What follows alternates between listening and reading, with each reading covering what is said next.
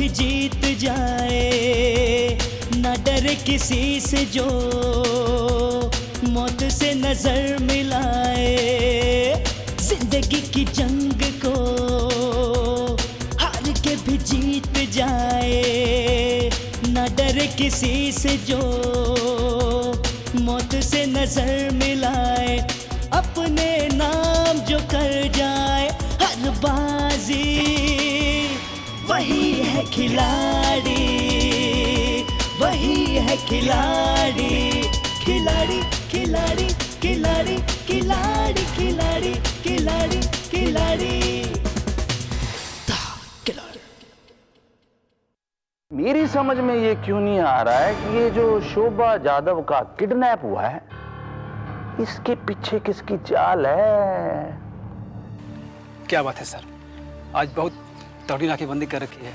कोई आ रहा है क्या यहाँ? क्यों, तुम भी तो पुलिस वाले हो, तुम्हें नहीं मालूम? तुम्हारे जैसे लड़कियों के जब पर कटते हैं तब वो जमीन पे नहीं गिरती, सीधा खाई में जाके गिरती है। तुमने क्या समझ लिया? अदालत ने तुम दोनों धोखेबाज लड़कियों को मेरे हस्बैंड की बेटियां मान लिया, इसका मतलब मैं भी वो मान लूंगी? कभी नहीं। अब आप सहन करने की आदत डाल लीजिए वकील साहब, क्योंकि मैं आपको फिर गिरफ्तार कर रहा हूं और देखता हूं कि इस बार आप कैसे जमानत पे छूटते हैं। आप सोच नहीं सकते, ये सब देखने के बाद मेरा मम्मी को ढूंढना कितना जरूरी हो गया। कहीं उन्हें कुछ। आई कैन अंडरस्टैंड किरण, तुम चिंता मत करो।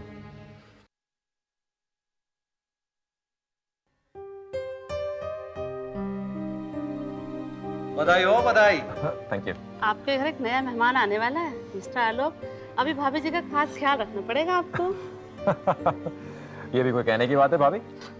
भाई अब तक तो ये हमारी जान थी, लेकिन अब हमारी जान इनकी मुट्ठी में। अरे मुबारक हो, मुबारक हो। अब कुछ लीजिए ना।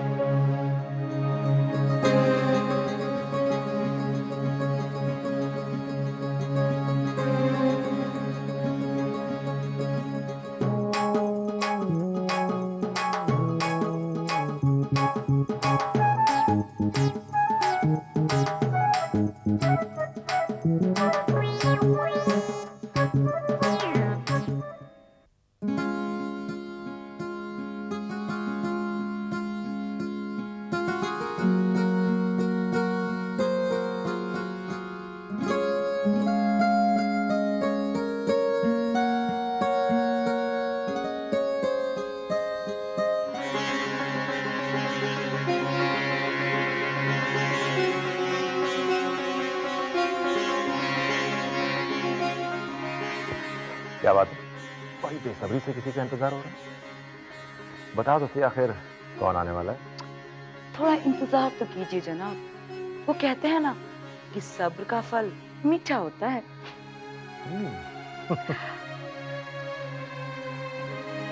एब्सोल्युटली मिस्टर कृष्ण, दादी बनने का मजा ही कुछ और है। I feel really great. अच्छा, तो दादी बनेंगी ये? दादी बनने का मजा लेंगी? 40 के आगे एक दिन जाने को तैयार नहीं है और दादी बनेंगी? क्या बात है। अरे ये कहाँ चले गए? सोनल बेटा। हाँ सोनल बेटा, तुमने अपने फूफड़ जी को देखा कहीं? हाँ देखा तो था, एक अप्सरा के साथ। चल फिटे मुंह। अरे कोई बुजुर्गों से मजाक करता है क्या? बहुत जमाना आ गया है। ये जरूर पिछवाड़े में हलवाई के पास होंगे, मिठाइयां चख रहे होंगे। अरे इन्हें शुगर की बीमारी न हो तो और किसको हो। अभी कान मेड़ कर लेके आती हूँ उनको। हेलो हेलो, ये लीजिए, पी लीजिए, इसमें सारे गम अपने मिला के पी जाइए। लीजिए। मुझे कोई गम नहीं है और वैसे मैं पीती भी नहीं। हेलो, आप पीजिए, लीजिए प्लीज। इससे मेरा क्या होगा?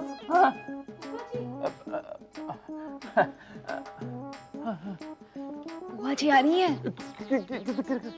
इसी तरफ आ रही है। अब क्या करोगे? मुझे क्या करना है और मैंने क्या किया है? और हाँ सुनो, ये तुम पार्टी में मजाक किरकिरा करने वाली बातें मत करो प्लीज, है? तुम जाओ तुम प्लीज। हाँ।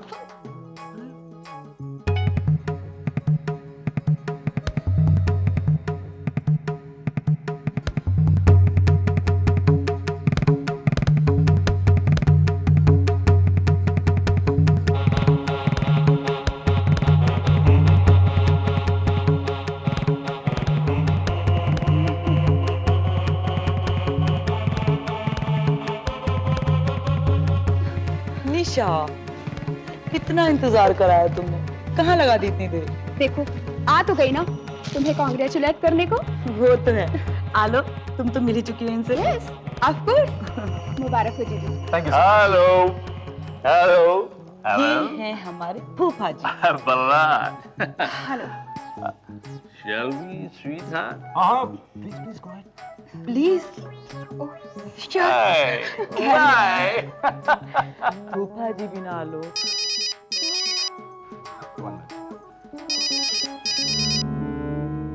हेलो। हाँ ठीक है।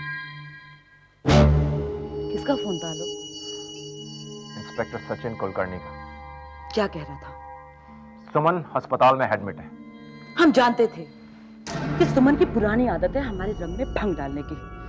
जब तक ये दोनों लड़कियां इस घर में रहेगी ना, इस घर की खुशियों में विघ्न तो पड़ता ही रहेगा। जानते हो लोग, कभी कभी हमें डर लगता है कि हमारी खुशियों को इन दोनों की नजर न खा जाए। पुष्पा, ऐसा कुछ नहीं होगा, लेकिन ऐसा कुछ ना हो इसलिए हमें कुछ ना कुछ तो करना ही होगा।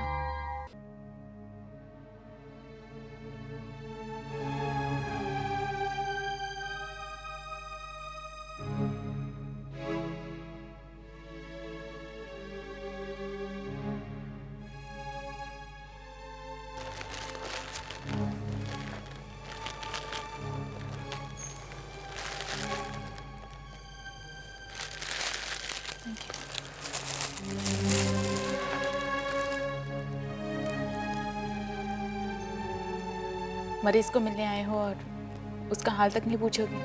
क्यों पूछूं? और पूछकर फायदा भी क्या है? मरीज तो बहकी बहकी बातें करता है और उसे हर बात पे खुद को दोष देने का शौक है।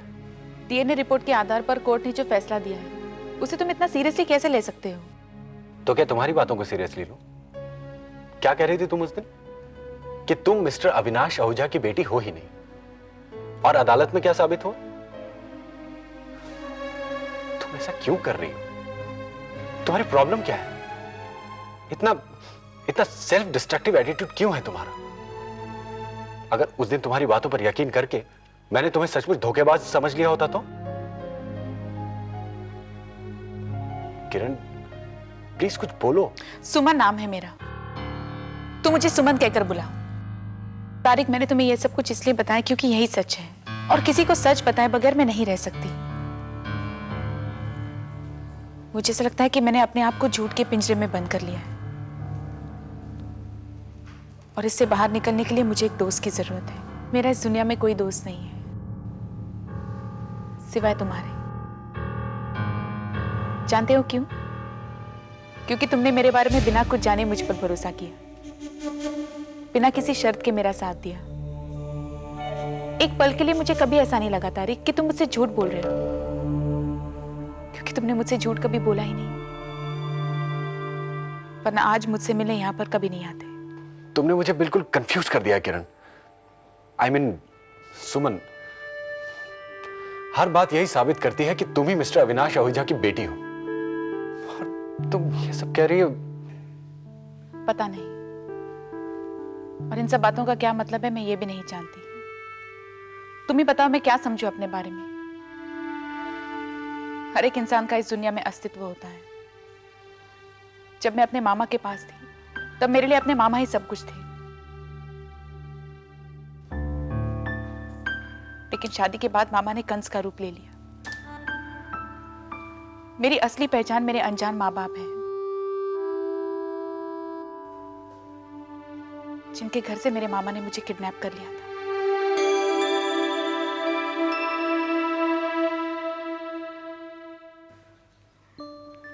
और अब तीसरी पहचान मुझ पर थोपी जा रही है। मिस्टर अविनाश आहूजा की बेटी किरण आहूजा। लेकिन ये पहचान लेकर तो तुम यहाँ अपनी मर्जी से आई थी ना? हाँ आई थी, लेकिन अपनी मर्जी से नहीं, मजबूरी से आई थी।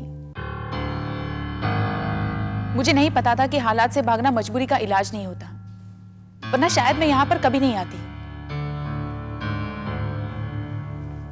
लेकिन तब भी शायद मैं कुछ न कर पाती। तुम्हें क्या लगता है तारिक, क्या मैं अपने आप पर तरस खाने वाली लड़की हूं? नहीं, बिल्कुल नहीं, बल्कि तुम तो एक बहादुर लड़की हो। अब तो मेरा मजाक बना रहे हो।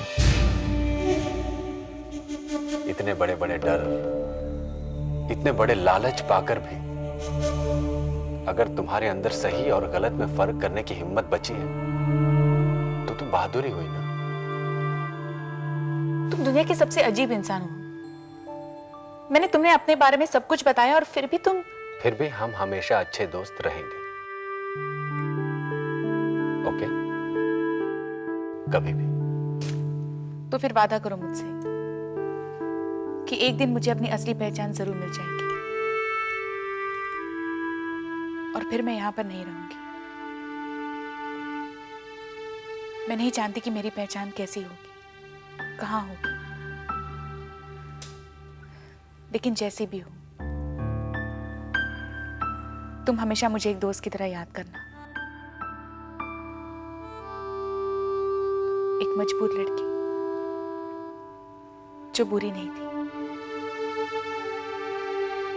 अच्छी थी या नहीं इसका फैसला तुम खुद कर लेना।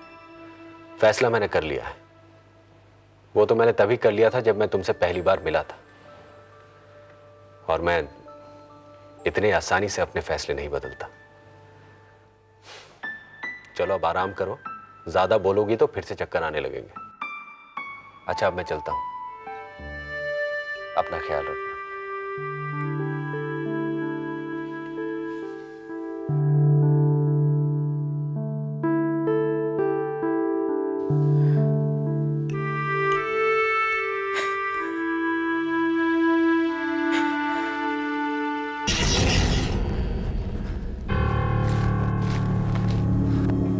पता नहीं उस पगली को आसमान खा गया या जमीन निकल गई।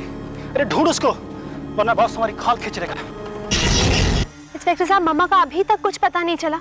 पता चल जाएगा मैडम। अगर वो किडनैप हुई हैं तो जल्दी वो लोग आपसे खुद संपर्क करेंगे।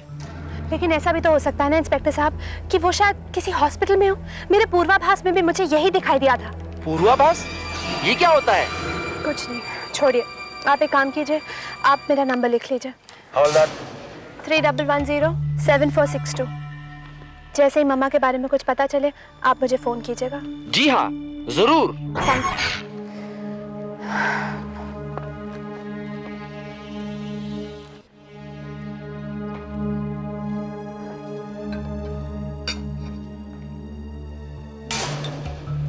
आपके लिए बाहर कोई गुरु माँ आई है। गुरु माँ आ गई? चलो आप सब लोग मिल लो गुरु माई से। गुरु माँ? कौन है ये गुरु माँ? भाई गुरु माई से तो ऐसा ही लगता है कोई साधु वाधु होंगी। साधु नहीं फूफा जी, कोई साध्वी होंगी, सन्यासिनी। भाई हमारे कहने का भी वही मतलब था। चलो देख लेते हैं, आओ आओ।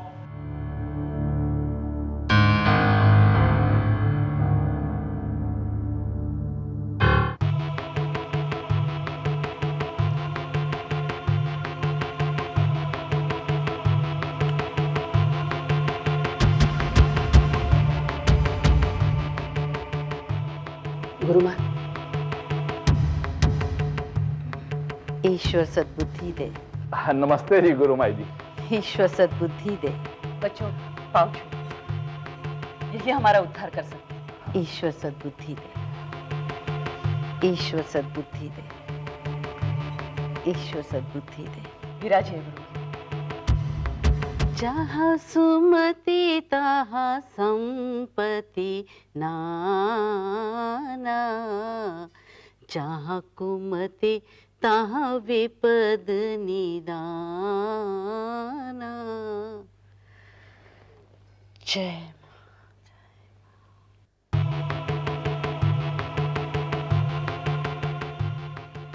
हमारी विपदा दूर कर दीजिए गुरु। मैं किसी की बुराई नहीं करना चाहती, लेकिन हमारे साथ अन्याय हुआ और अभी भी हो रहा है। मेरे सोने की संसार को किसकी नजर खा गई गुरु?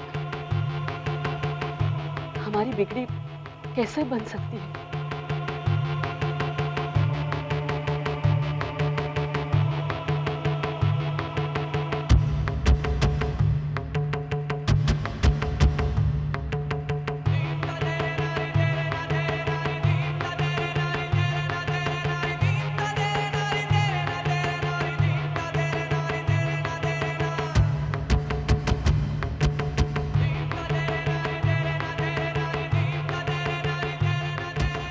समझ गई,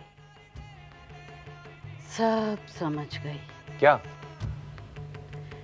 बहुत अशांति है इस घर में, यहाँ रहने वालों के मनों में।